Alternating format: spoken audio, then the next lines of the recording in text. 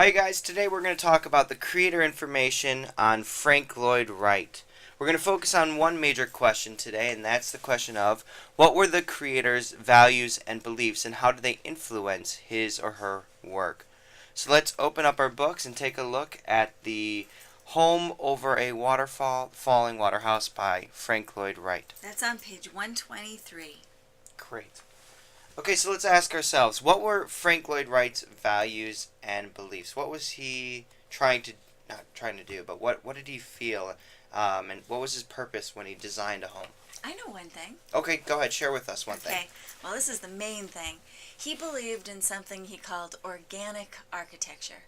And in a nutshell, what that means is that human beings should live in the world in a way similar to the way all other creatures live. That our homes, our dwellings, the places we work should fit in with the environment. So if we take a look at this first slide, how does this home really fit into the environment? Well, it kind of seems obvious, right? That it's literally on top of a waterfall. Right, that's the most obvious thing here, because any other architect at this time would have built the house facing the waterfall, as though the waterfall were just something that the people were watching as spectators. But instead, he builds a house where the waterfall actually becomes part of the building. Of the house. Yeah. Excellent. And as you can take a look at this next slide, I mean, the building itself, the home, it looks part of the environment. Right, because the house is built on a hill, so he's fit the layers of the house into the side of the hill so that it becomes part of the hill itself. And even the color tones almost match the environment. Oh, I mean, you are perceptive. thank you so much. I mean, we could take a look at the berries or the fruits that are in the bushes. They almost look like... Those are rhododendron plants. Oh, they're plants? Yeah. They look like berries. I know, So maybe but I'm the not thing so is, perceptive. No, but you are, because the rhododendron plants, when they bloom, the color is Cherokee red, and that is the only color you see. You have to look really carefully, but he uses that color in the window frames. Oh yeah, I could definitely see that. You can? I do, yeah. I mean, if you look between the trees, you can see the kind of the red. Oh.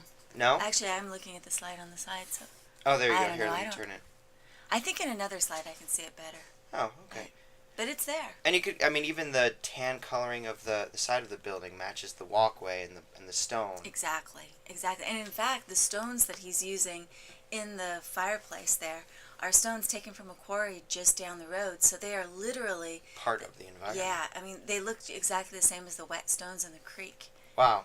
Mm-hmm. And that's a really cool picture of, looking at the house straight up at the waterfall, and you see how it's literally on top.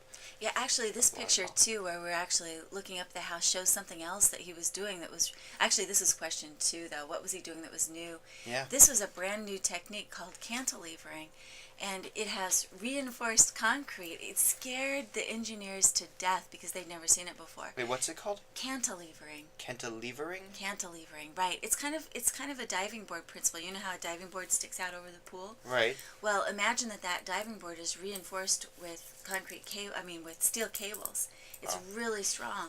So he could actually pour concrete around those steel cables, and as long as you had something on top of picture the diving board, keeping it in place, you didn't have to have any supports underneath. So there's no support beam.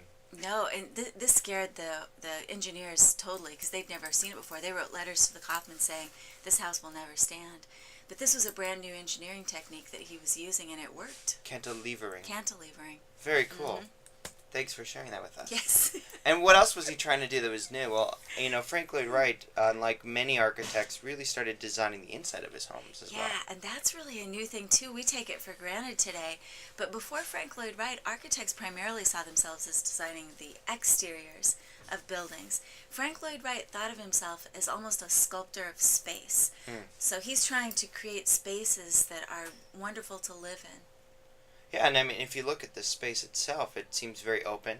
It is, yeah, and look at the way those windows open up so that you feel so connected to the outdoors. That's that organic architecture again. You literally can reach out and Yeah. smell and touch. Right. It's great. Speaking of smelling and touching, I mean, the floor itself almost looks like the bottom of the waterfall. Absolutely, that was on purpose too. I mean, he had the rock polished so that it would look like the wet stone in the creek. And another thing we should say too, all that furniture that you just saw. I'm going back. There we go. all that furniture was actually designed by Frank Lloyd Wright. He was one of the first architects to actually design furniture for his spaces. And you'll see some of the furniture on the Frank Lloyd Wright field trip. Right, those $100,000 chairs. It's unbelievable. Yeah, it's amazing, yeah. Unbelievable. Here's another image of the inside of the same house. And you can even see, it looks to me like the waterfall's just peeking into the family room. Yeah, actually, in a way it is, because this was the stone above the waterfall where the Kaufmans used to have their picnics. And he had brought them there to the site and asked them how they used the space. And they told him that, well, this is where we sit and have our picnics. He left the stone and made it part of their family room area. That is fantastic and cool. Very organic. Yes, very organic. Maybe this is the picture you're talking about where you can see the red. Oh, yes, you can see the red here. I There's could see that Cherokee too. red, right, from the flowers. Very nice. And you can kind of walk down the stairs and sit down on Right. the little platform and Put your feet in the water. I would love to live here. Okay, so what do you need to know about Frank Lloyd Wright? You need to know what did he do that was new, and what his values and beliefs are. That's right. Alrighty, good luck. Humanities Online. That's all, folks.